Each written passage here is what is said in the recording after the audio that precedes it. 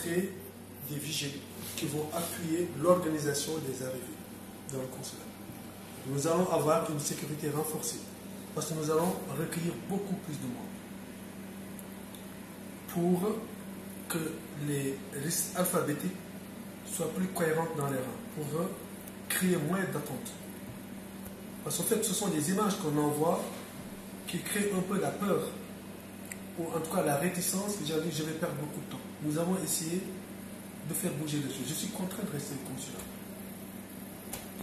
Je vais essayer de mettre les moyens qu'il faut pour que les cartes, nous allons distribuer jusque tard. Aujourd'hui, nous allons fermer à 20h.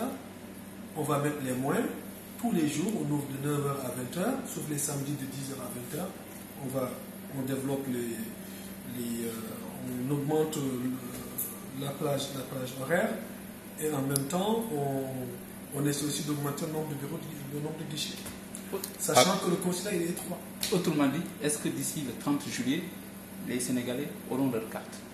Cette responsabilité-là, il ne faut pas me la donner. J'aimerais bien que vous la posiez à la commission administrative. Moi, si j'avais respecté la proposition que vous avez faite, j'avais fait 6 zones de distribution. Paris, Porte-Montreuil, l'Essonne, le Nord, les Yvelines, le centre autour de Rennes et de Nantes, et dans le centre autour d'Orléans. Et j'étais sûr qu'avec ce format, une semaine au Palais des Congrès, je vous assure, je ne viendrai pas avec 5% de cartes le jour des élections. J'avais ouvert 26 guichets et le montage était fait. J'ai même eu du mal à gérer ça avec le prestataire de service. L'opposition dit que c'est elle qui avait proposé en premier le fait d'externaliser la distribution dans les centres extérieurs et vous avez refusé.